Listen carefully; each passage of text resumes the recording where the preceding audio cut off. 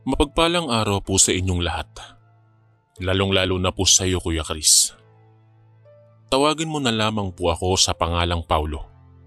Kasalukuyang naninirahan sa Australia.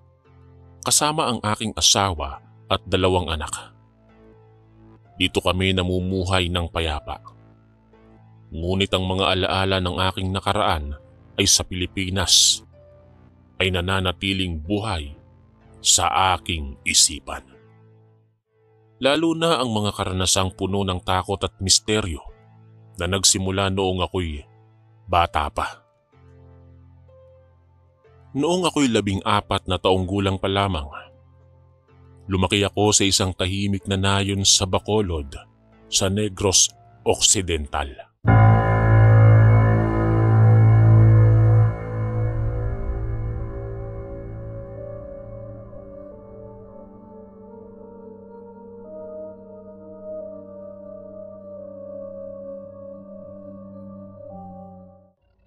Sa ilalim ng pangangalaga ng aking lola na si Lola Maria.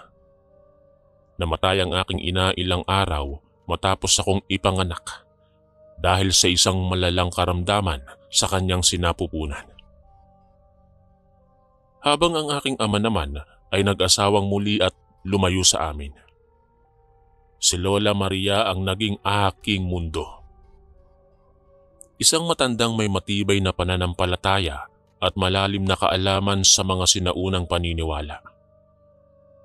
Ang aming bahay ay malaki. Meron siyang 2 palapag. Subalit kami lamang ang naninirahan sa ibaba, habang ang sa itaas ay walang laman.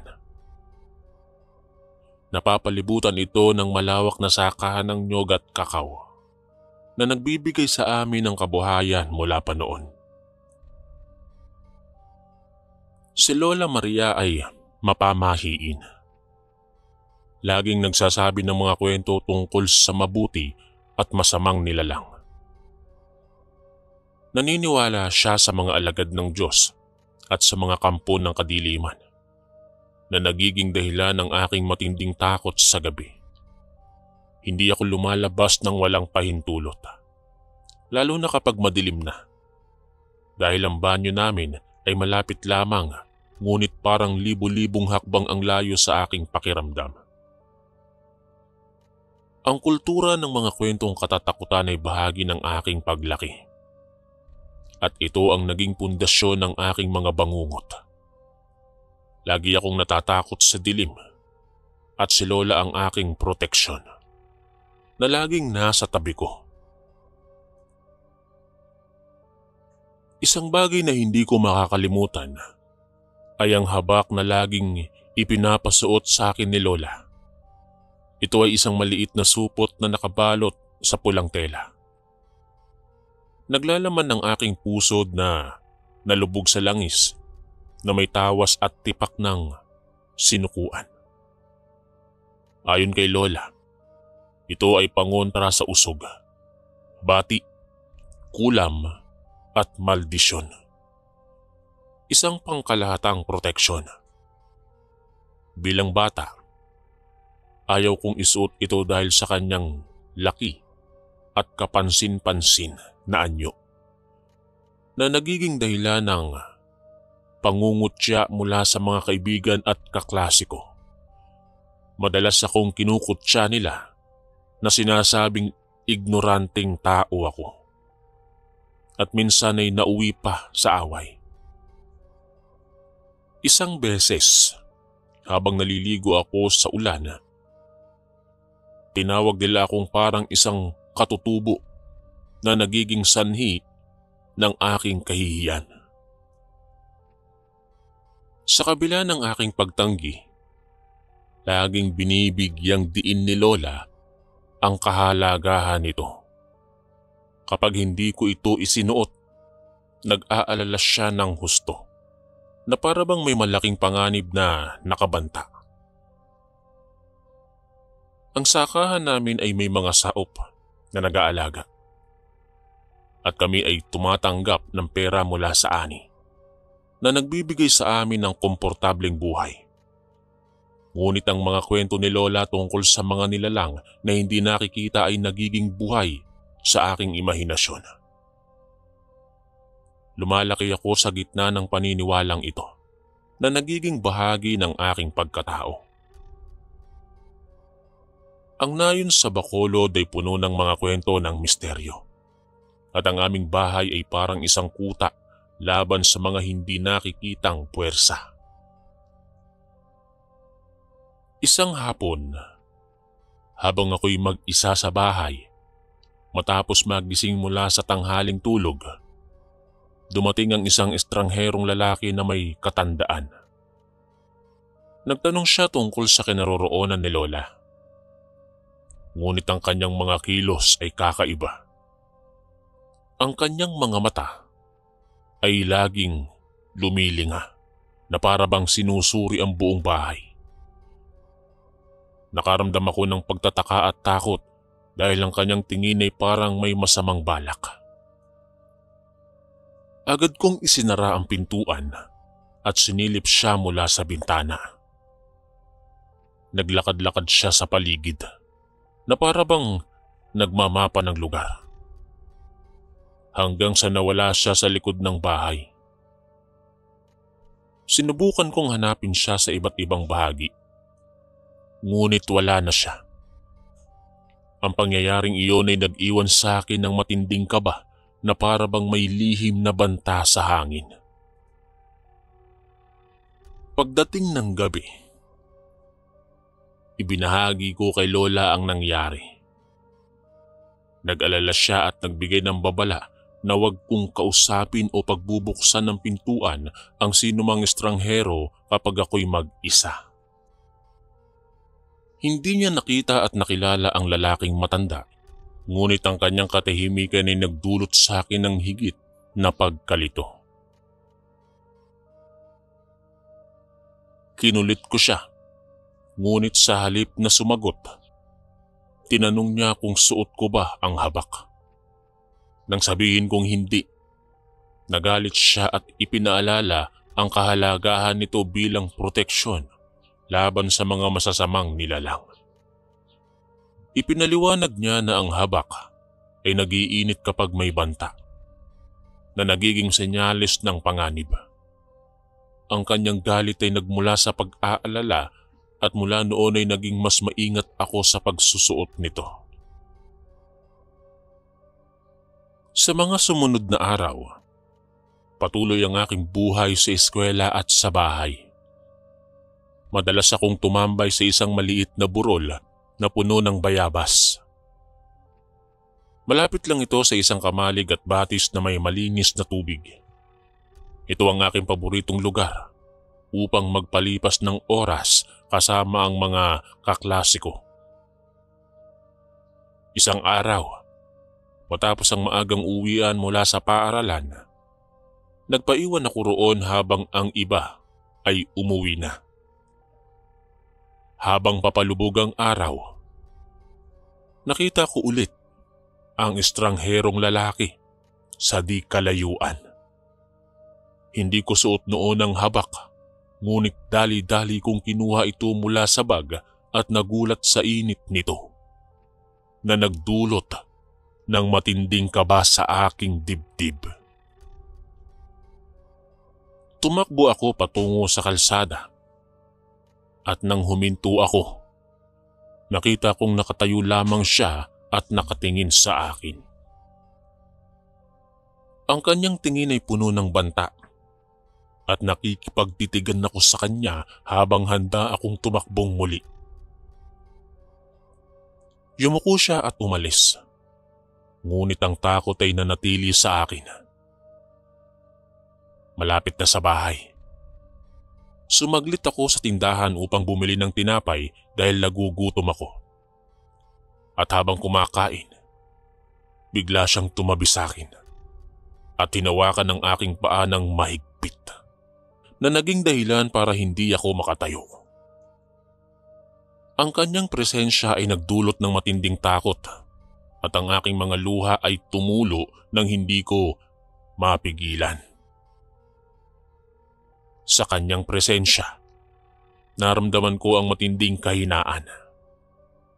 Nanatili akong nakaupo roon ng ilang minuto matapos siyang umalis, na para bang nagyelo ang aking katawan. Pagdating ni Lola, agad kong ibinahagi sa kanya ang nangyari at ang kanyang muka ay naging puno ng pag-aalala. Inutusan niya akong umuwi kaagad at sa bahay, nagalit siya dahil sa aking pagiging pasaway.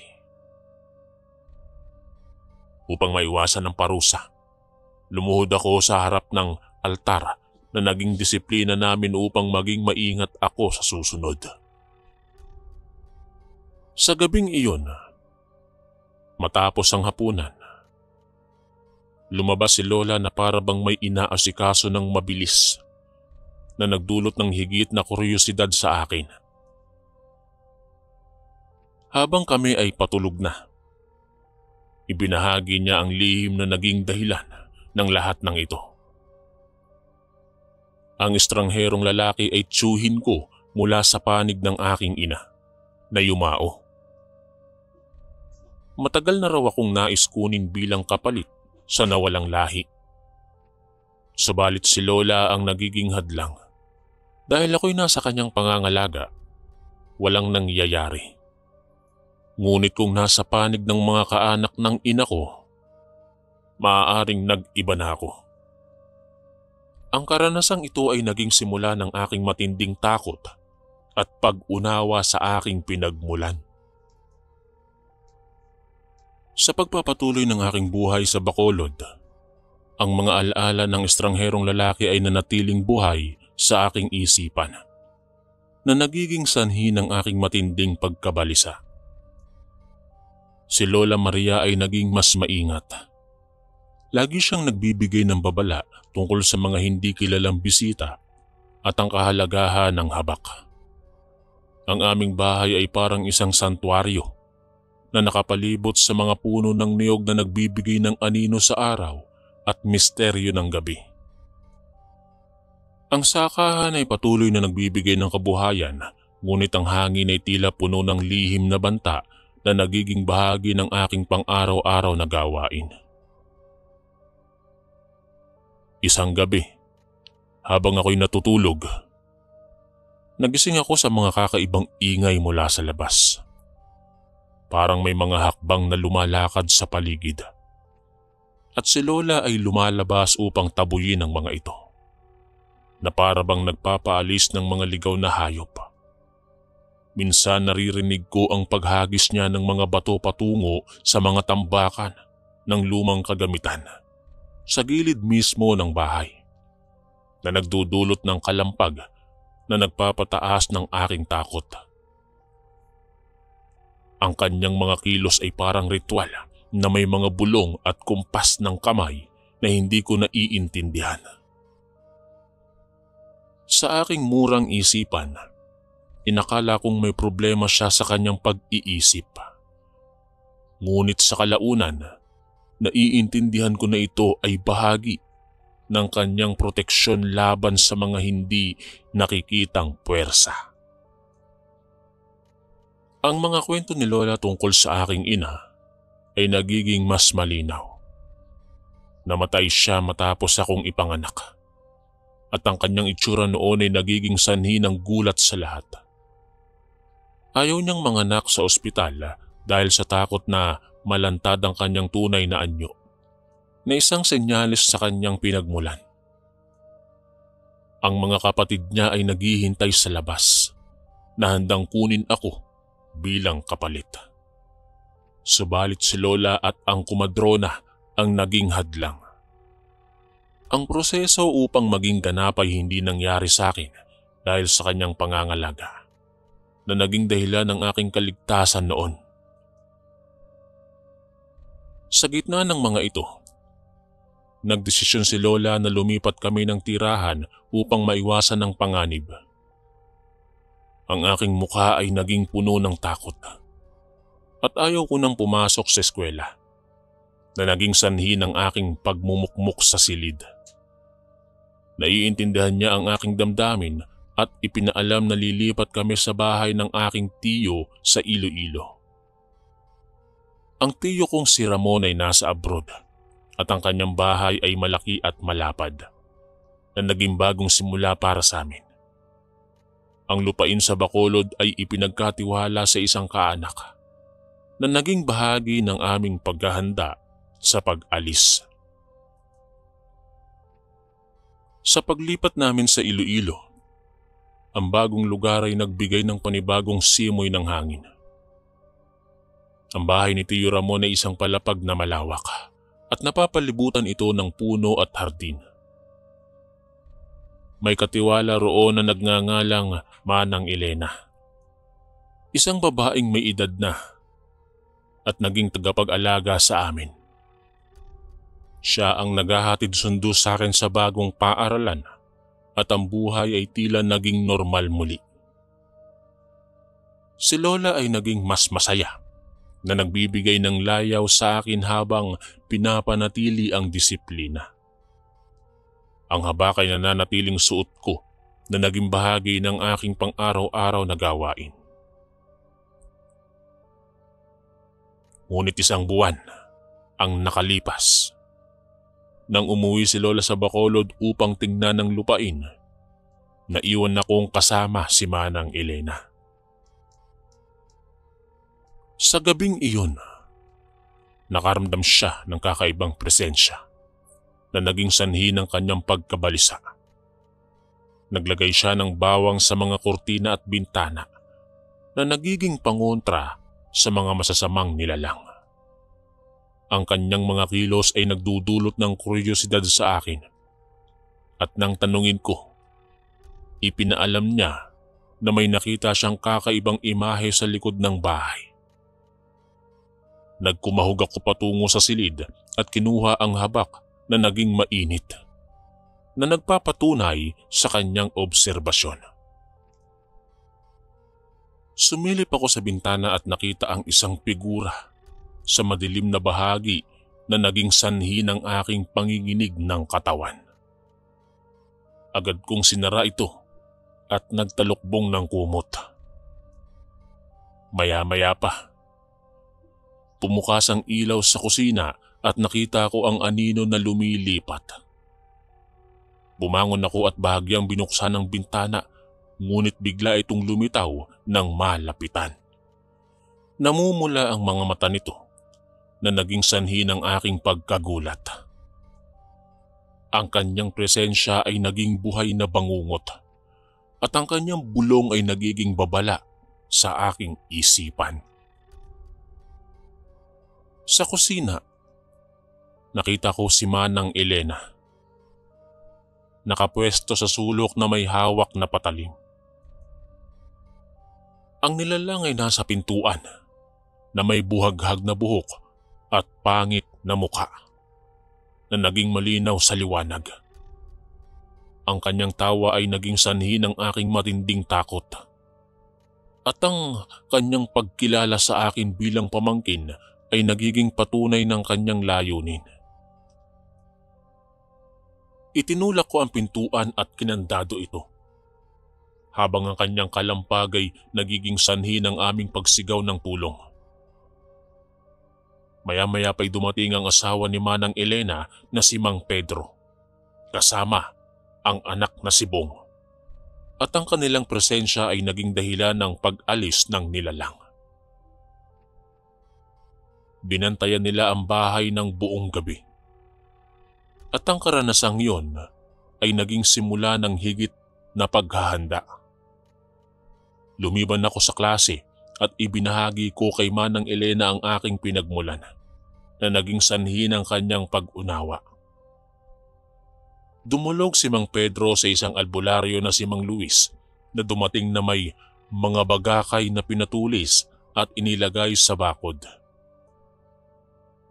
Ang kanyang kaalaman ay naging bahagi ng aming proteksyon at ang kanyang babala tungkol sa pagbabalik ng nilalang ay naging sanhi ng aming paghahanda. Sa sumunod na mga araw, ang presensya ng mga nilalang ay nagiging mas malinaw na may higit sa 5 na umaaligid. Ang aking takot ay naging matindi at ang buhay sa Iloilo ay naging puno ng misteryo. Ang karanasang ito ay bahagi ng aking paglaki na naging sanhi ng aking matinding pag-iingat. Sa gitna ng aming bagong buhay sa Iloilo, ang mga alaala ng panganib ay nanatiling buhay at naging sanhi ng aking matinding pagkabalisa. Si Lola Maria ay bumalik mula sa Bacolod at ang kanyang mukha ay puno ng pag-aalala nang malaman ang nangyari. Ang bahay ni Tio Ramon ay naging kuta namin na napapalibutan ng mga puno na nagbibigay ng anino at lihim.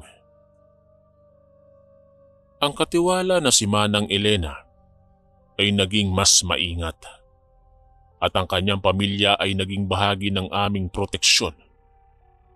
At ang habak ay nananatiling mainit sa mga oras ng panganib na nagiging senyales na umaaligid ang banta.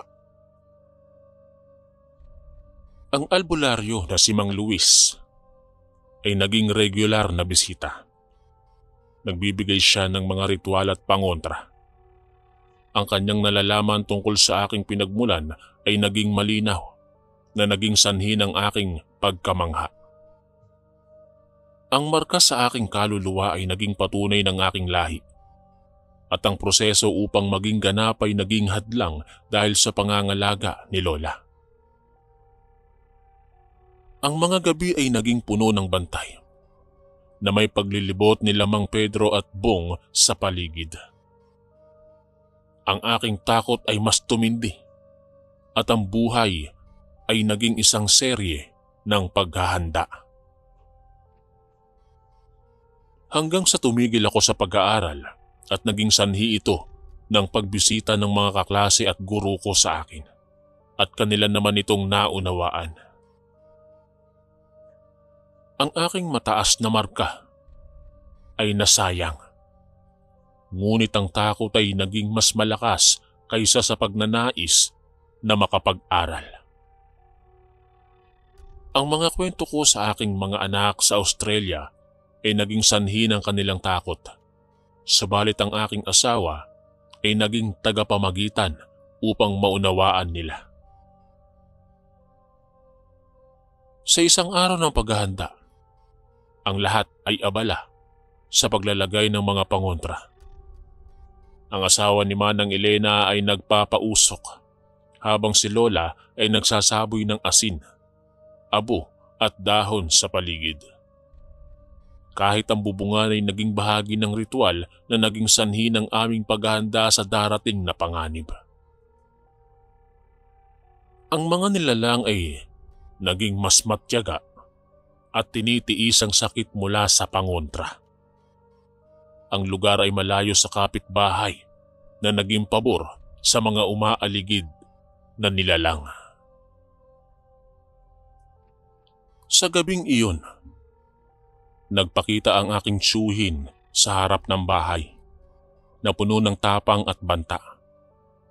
Ang kanyang layunin ay malinaw na naging sanhi ng tensyon sa lahat. Si Mang Luis ay naging tagapagsalita at naging handa sa anumang gulo. Si Lola at ako ay nasa silid na nakasilip sa bintana habang nagdarasal siya. Ang kanyang rosaryo at kumpas ay naging bahagi ng ritual na katulad ng kay Mang Luis. Ang usapan ay naging puno ng hindi pagkakasundo na naging sanhi ng kakaibang huni sa paligid. Ang mga tunog ng manok, butiki at igik ng baboy ay naging nakapaninindig ng balahibo at naging senyales ng presensya ng marami. Ang takot ay naging matindi at ang pagkawala ng kuryente ay naging sanhi ng karagdagang kaba sa amin. Ang dilim ay kaalyado ng mga nilalang na naging dahilan ng aming pagsigaw. Sa gitna ng kaguluhan, nagdesisyon akong sumuko upang maiwasan ang pagdanak ng dugo. Subalit si Lola ay naging matibay ang paghadlang. Ang kanyang yakap ay naging proteksyon ko at ang pagpasok ni Manang Elena ay naging sanhi ng aming pagtigil. Ang mga lalaki ay nagtungo sa kakahuyan na naging bahagi ng laban. At sa kanilang pagbabalik sa madaling araw ay naging patunay ng tagumpay na may isang nilalang na napatay. Ang sugat ni Mang Luis ay naging malinaw sa umaga at ang kanyang babala tungkol sa lumalaking problema ay naging sanhi ng aming pagdedesisyon. Si Lola ay nagpasya na ipadala ako sa abroad na naging simula ng bagong yugto ng buhay ko. Ang mga papeles ay inasikaso at ang aking pag-alis ay naging emosyonal na sandali. Sa pagpapatuloy ng aming laban sa Iloilo, ang desisyon ni Lola na ipadala ako sa abroad ay naging malinaw. Ang tiyo kong si Ramon ay dumating mula sa Australia na naging tagapagligtas ko sa aking sitwasyon. Ang bahay sa Iloilo ay naging pansamantalang kanlungan, subalit ang presensya ng mga nilalang ay naging patuloy na banta. Ang albularyong si Mang Luis ang siyang naging tagapagtugis. Ang pag-alis ko patungo sa Australia ay naging emosyonal, napuno ng luha at paalala mula kay Lola. Ang kanyang mga salita tungkol sa pag-iingat at pagiging mabait ay naging gabay sa aking bagong buhay. At sa aking naging buhay sa Australia ay naging payapa na walang presensya ng mga nilalang at ang aking pamilya ay nabuhay ng walang takot na nararamdaman sa mga nilalang ng dilim. At ang mga kwento ko ay naging aral sa kanila. Ang karanasan ay naging bahagi ng aking pagkatao na naging sanhi ng aking matinding pasasalamat sa aking Lola. Hanggang dito na lamang po ang aking kwento. Maraming salamat po sa lahat ng mga nakinig. Ako po si Paulo, ang inyong kaistorya.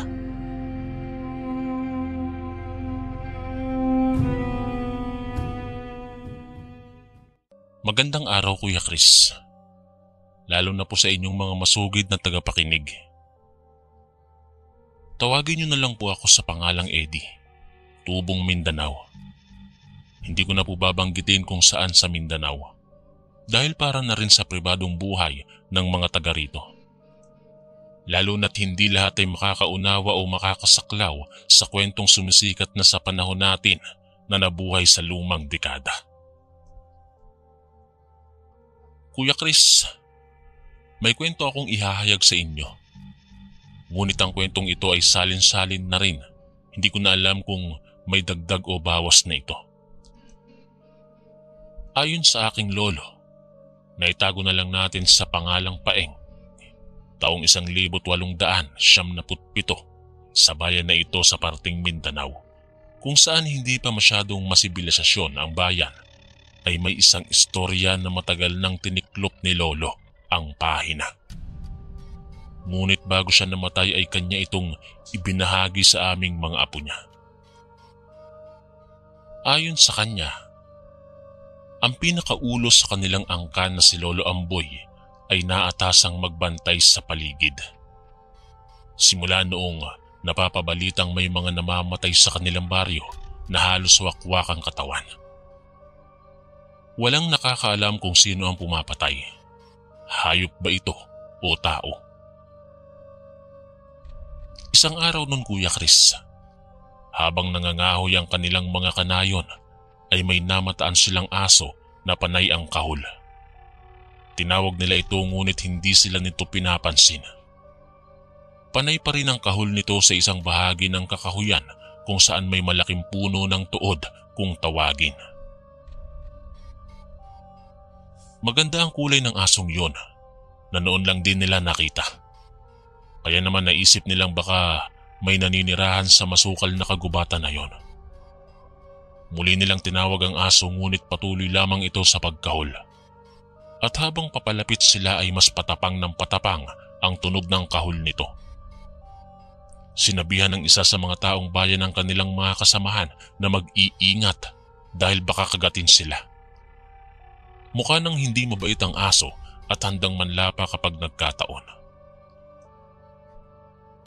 Tinawag muli nila ang aso at naghanda sila ng pamalo dahil hindi na normal ang pagkahol nito. Habang papalapit sila ay biglang napalingon ang aso sa kanila na naglalaway at pulang-pula na ang mga mata nito. Napaatras silang bahagya dahil sa takot. Maya-maya ay dumating ang Lolo Amboy na may dalang bangkaw. Nang makita ito ng aso, ay umalulong siya ng nakakatakot. Maya-maya lang ay lumabas ang isa pang aso na kulay puti. Mabalahibo ito at napakaganda ng mga mata. Dali-dali silang tumakbo sa aso na may kulay na hindi mo malaman kung pula o mahogani ang kulay ng balahibo. Tsaka tumakbo papasok sa masukal na gubat. Dali-dali nilang tinungo ang pinanggalingan ng dalawang aso. Nang marating nila ay halos masuka sila sa kanilang nakita. Isang patay na katawan ng tao ang nakita nilang nakahandusay sa lupa. Wakwak ang tiyan nito na akala mo'y halimaw ang kumatay. Naalarma bigla ang taong bayan sa balitang hatid ng mga nangahoy at ng Lolo Amboy ni Lolo Paing. Sa gabi ding yon ay nagpatawag ng pagtitipon ng punong lupon ng bayan. Tinipon niya ang mga kalalakihan at hinayaan ang mga kababaihan sa kanilang tahanan. At doon ay napagkaisahan nilang si Lolo Amboy ang mamuno sa kanila para alamin ang nangyayari. Maliban sa matapang ay kilala si Lolo bilang anak ng albularyong tumutugis sa mga aswang. Kinukuha nito ang mga hiyas ng mga aswang para gamitin sa kanyang misyon na patayin lahat ng mga aswang.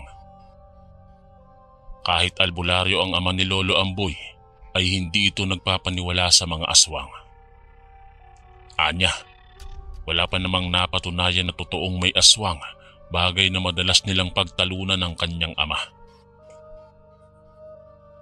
Si Lolo Amboy ang tipo ng tao na maniniwala lang kapag nakita na niya ng totoo.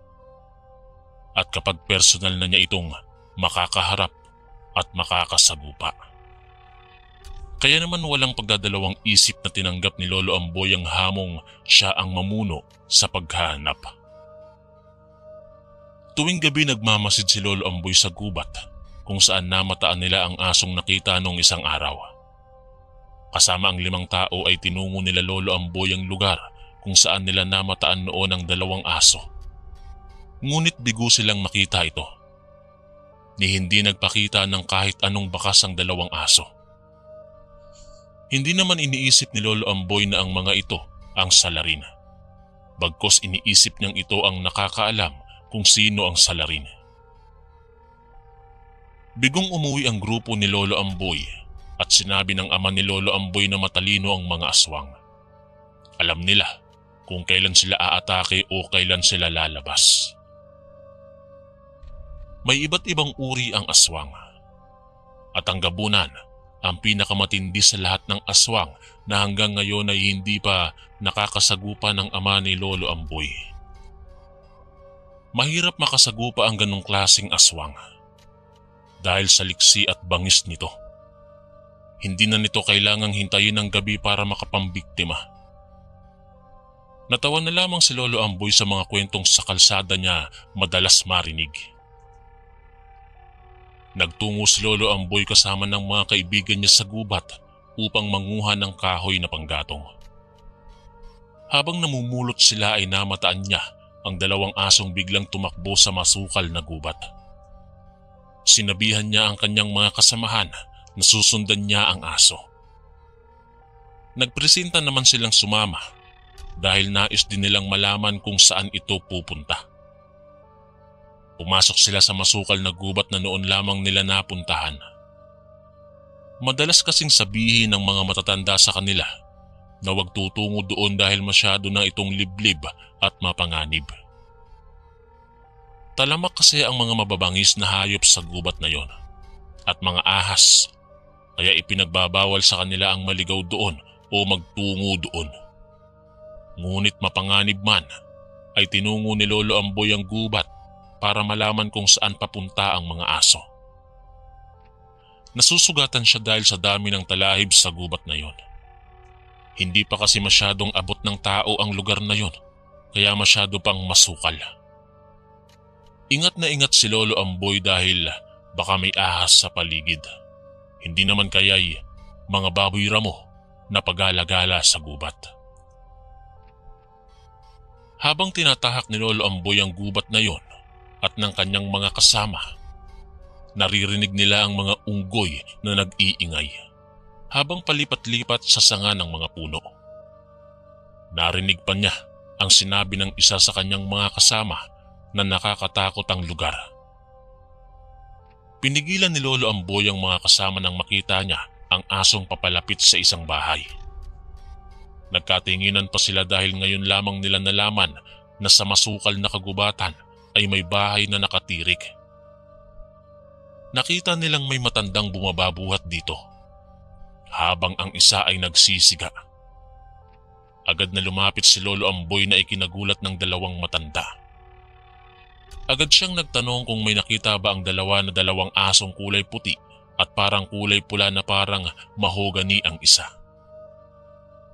Nagkatinginan pa ang dalawang matanda sa tanong ni Lolo Amboy.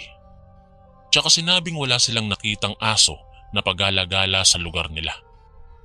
Sinabihan pa ni Lolo Amboy ang dalawa na mag-iingat dahil sa hula nila ang mga asong yon ay aswang at nakita nilang kumain ng patay na katawan ng tao at nakita nilang papunta sa kubo. Muling nagkatinginan ang dalawa at nagpasalamat. Tsaka sinabing matagal na sila dito ngunit wala naman silang nababalita ang may namamatay o aso na pagala-gala.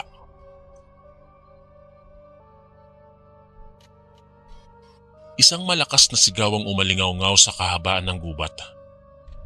Napabalikwas si Lolo Amboy at ang kanyang ama sa kanilang kinahihigaan kung saan sila'y nagbabantay. Ang mga kasamahan ni Lolo Amboy at ang kanyang ama ay mga mangangaso, kaya sanay sila sa mga kagubatan. Tinungo nila ang gubat at sa mga oras na yon ay binilisan ang kanilang takbo.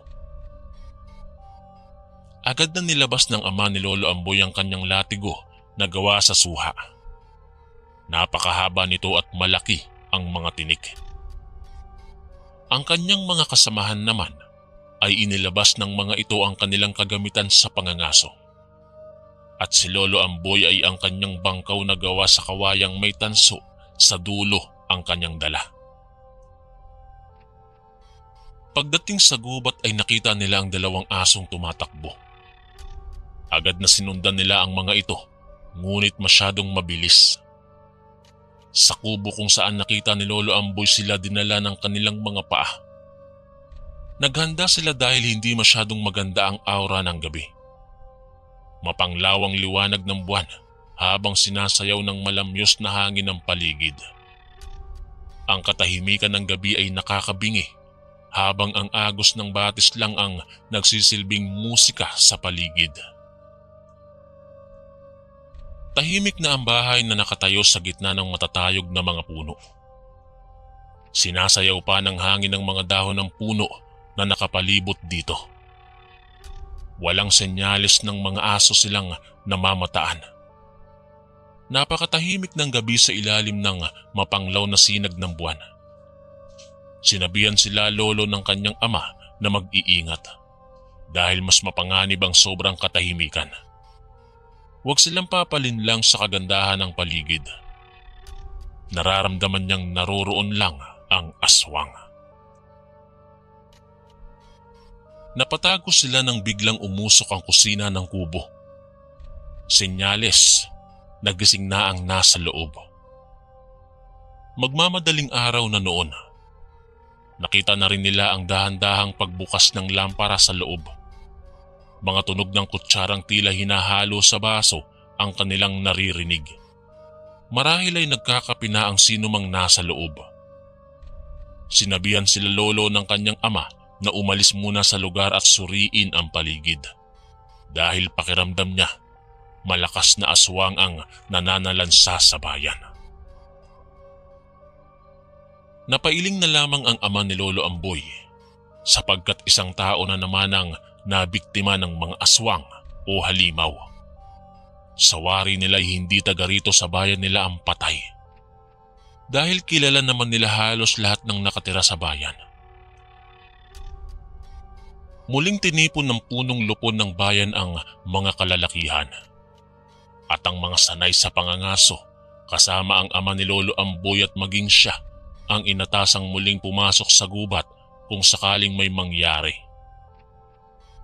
Nagtulong-tulong ang mga taong bayan na gumawa ng mga sandatang maaaring makapatay sa mabangis na halimaw na walang awang kumikitil ng buhay. Kailangan nilang mahuli ang salarin dahil mananatiling hindi ligtas ang gabi ang bayan at mga tao kapag hindi nila nahuli ang mga salarin. Muling nagbantay sila Lolo Amboy. Kulang na ang oras nila para magpahinga. Salitan sila sa pagbabantay ngunit mailap ang antok sa kanila ng kanyang ama. Hanggat hindi nahuhuli ang aswang na kumikitil ng buhay ng mga walang kalaban-laban na mga tao, hindi sila titigil. Ang gabing yun ay napakatahimik at walang naganap na nakakatakot o patayan. Muli silang naglibot ngunit wala talagang aswang ang nagpakita. Inabot pa ng ilang gabi at buwan, ngunit wala ng aswang na nagpakita. Kasagsagan ng ulan habang nagkakape ang mag-ama na Lolo Amboy kasama ang kanilang mga kasamahan sa pagtugis sa tinuturing nilang halimaw. Bagaman hindi pa rin kumbinsido si Lolo Amboy na totoo sila, ay matyaga pa rin silang nagbabantay. Sumapit na naman ang kabilugan ng buwan. Muling umalingaw-ngaw na naman ang isang pighati pagkatapos ng isang buwang katahimikan. Muli na namang ginambala ang bayan ng isang patayang walang nakakaalam kung sino ang salarin. Tila ba nagpahinga lamang ito at muling umatake at nanggambala. Naalarma na ang mga taong bayan dahil nakakatakot na ang ganitong sitwasyon. Nagpasya ang punong lupon na ipatawag ang ama ni Lolo Amboy. Sinabi ng punong lupon na kailangang mahuli na ang aswang dahil mapanganib na para sa bayan nila ang madalas tapunan ng patay na tao na nagmumula pa sa kabilang bayan. Wala pa man nabibiktima mula sa bayan nila ay hindi na nila hihintayin na mangyari ang patayan. Tinipon ng ama ni Lolo Amboy ang mga taong bayan upang kausapin at pinagplanuhan nila ang kanilang mga hakbang na gagawin. Habang nag-uusap ay may nagtanong kung kailan umaatake ang aswang. Agad naman sinagot ng ama ni Lolo Amboy na umaatake sila tuwing kabilugan ng buwan. Ngunit hindi naman lahat ng aswang ay mahina sa umaga at malakas sa kabilugan ng buwan. May mga aswang na kahit umaga, kaya nilang manalansa at mambiktima ng kanilang mga gustong biktimahin. Umugong ang bulong-bulungan sa paligid at nagkaroon ng samot-saring argumento. Pinatahimik ng ama ni Lolo Amboy ang mga naroroon sa pagpupulong. Sinabi niyang si Lolo Amboy at ang mga kasapi niya sa pangangaso ang kanyang ihahalal sa gabi upang magbantay dahil sila ang mas sanay sa gabi at sa pangangaso. Madali lang para sa kanila na tugisin ang mga halimaw na gumagala sa gabi. Ngunit sinabi niya rin na huwag maliitin ang mga kakayahan ng mga aswang. Masyado nang mailap ang mga ito at mabilis na kumilos dala ng kanilang mga mutya o hiyas. Alam din ni Lolo Amboy ang dahilan kung bakit desidido ang kanyang ama na mapatay ang mga halimaw sa dilim dahil nais nitong makuha ang mga hiyas na nakapaloob sa katawan ng mga ito. Kinagabihan, Nagsimula ng magbantay ang grupo nila Lolo Amboy. Dala ang kanilang gamit sa pangangaso ay nilibot nila ang paligid. Napakatahimik ng gabi. Pahikab-hikab pa sila habang naglilibot. Maya-maya pa, nagpasya silang hatiin ng grupo sa dalawa para maglibot sa gubat. Binilinan pa nila ang mga kasamahan na mag-iingat, lalo na't hindi nila sigurado ang katauhan ng kalaban. Naghiwalay na sila at sinabing magkikita na lang ulit sa kanilang pwesto. Pumasok ang grupo ni Lolo Amboy sa gubat habang ang iba ay nag-ikot sa paligid ng bayan upang kamustahin ang kanilang mga kapitbahay at kababayan. Habang tahimik na nilalakad nila Lolo ang gubat ay may narinig silang kahul. Nagkatinginan sila dahil baka ito din ang mga asong madalas nilang makita kapag may patayan. Dali-dali silang tumakbo sa lugar kung saan maririnig ang kahul ng aso. Pagdating nila sa lugar kung saan nila narinig ang aso ay hindi nga sila nagkamali dahil nakita nila ito kasama ng puting aso na madalas niyang kasama. Mabilis itong tumakbo palayo. Nagsisigawan sila habang hinahabol ang aso. Ang isang kasama naman ni Lolo Amboy ay inihanda na ang kanyang baril upang barilin ng isa sa kanila.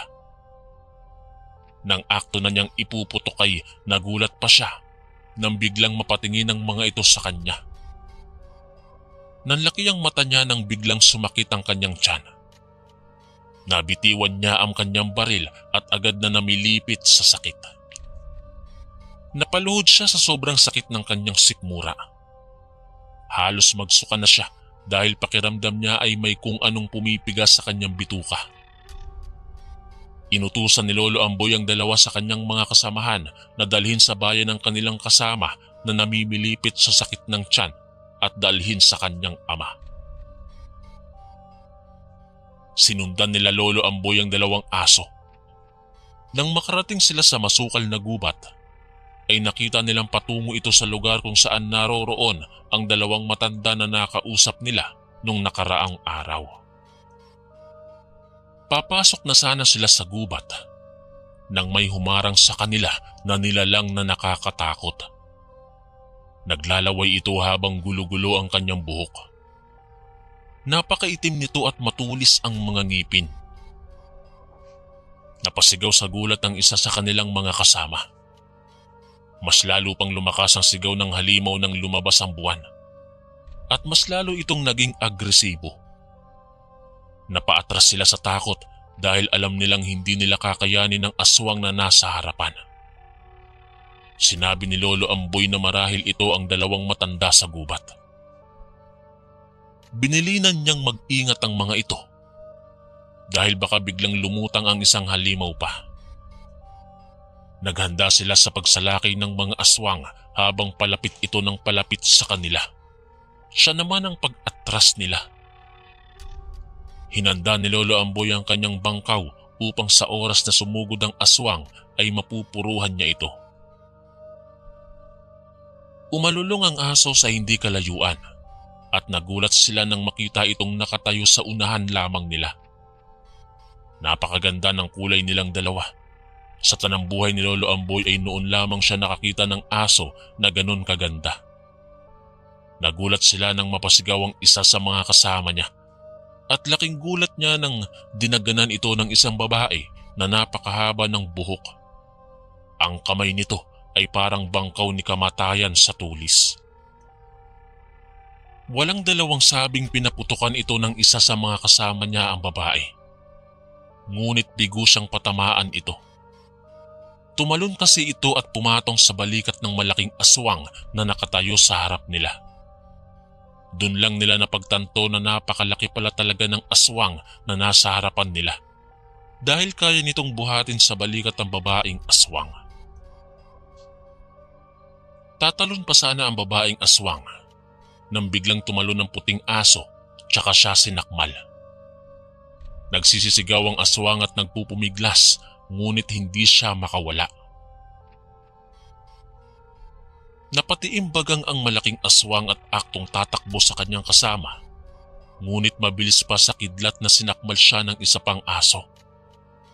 Agad na umalis ang kasama nilang nakahiga kanina nang may tumawag sa kanila mula sa kubo. Kinakawayan sila nito.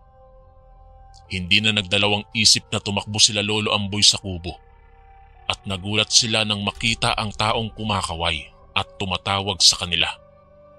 Walang iba kundi ang kanyang ama. Nais na itanong ni Lolo Amboy sa kanya kung ano ang nangyayari at ano ang kanyang ginagawa sa lugar na to. Ngunit bago pa man siya nakapagtanong ay sinabi sa kanya ng kanyang ama na gamitin ng bangkaw para patayin ang aswang. Si Lolo Amboy lang ang maaaring makapatay sa mga nilalang ng dilim sapagkat hawak niya ang bangkaw na makapapatay sa mga ito. Sa una ay natakot ang lolo sa nais ipagawa ng kanyang ama. Ngunit sinabi nito na darating ang panahon na sa kanya din ipapamana nito ang pagiging taga-usig at tagakuha ng mga hiyas nito. Wala mang maintindihan ay nilakasan ni Lolo ang kanyang loob. Apa ng kanyang ama. Ang dalawang aso ay kanyang mga gabay at sila ay mabubuting aswang na tumutulong sa kanya para supilin ang mga aswang na matagal nang namimirwiso sa iba't ibang bayan. Kaya pala hindi magalaw ng aswang ang bayan nila dahil sa kanila. Nang makahakot ng lakas ng loob si Lolo, ay agad siyang tumakbo sa mga nag-aaway na mga aswang. Kasabay niya sa pagtakbo ang kanyang ama na malakas pa sa kalabaw. Dala-dala nito ang kanyang latigo na gawa sa suha. Napakahaba nito at kaya nitong pumulupot sa katawan mo ng 5 ikot. Hindi nga alam ni Lolo Amboy kung paano ito ginawa. Ngunit hinahangaan niya ito dahil napakaganda ang pagkakalikha nito. Sumipol ang ama ni Lolo. Nang marinig ng mga aso ay agad silang tumalon dalawa. Napahanga si Lolo Amboy sa paraan ng pagtalo ng 2 aso. At mas pinaganda pa sila nang masinagan sila ng buwan. Mas namangha si Lolo Amboy nang maging tao ang 2 aso pagkabagsak nila sa lupa. Agad na ipinulupot ng ama ni Lolo ang kanyang latigo at sinabihan si Lolo na saksakin sa dibdib ang 2 nilalang. Nagpupumiglas pa ang 2 habang nagnanais na makaalpas sa latigong gawa sa suha ng ama ni Lolo Amboy. Natatakot man, ay nilakasan ni Lolo ang kanyang loob at itinarak ang bangkaw sa dibdib ng malaking aswang at patalon niyang pinalabas sa dibdib nito para masaksak ang babaeng aswang. Sumigaw ng malakas ang nilalang, ngunit natabunan ng ulap ang buwan. Nagbago ang kanilang anyo at naging mga tao ang mga ito. Halos matumba si Lolo Amboy sa isiping nakapatay siya ng tao. Napaupo siya tsaka napatakip sa kanyang bibig habang lagatak ang pawis at luha. Nilapitan siya ng kanyang ama at hinawakan sa balikat. Sinabihan siya nitong huwag matakot dahil hindi naman tao ang kanyang pinatay kundi mga aswang. Para kay Lolo, tao pa rin ang mga ito kung ituring. Ngunit biktima lamang sila ng mga hiyas na siyang nagpapabago sa kanilang anyo. Subalit sinabi ng kanyang ama na ang mga ito ay kampo ng dilim.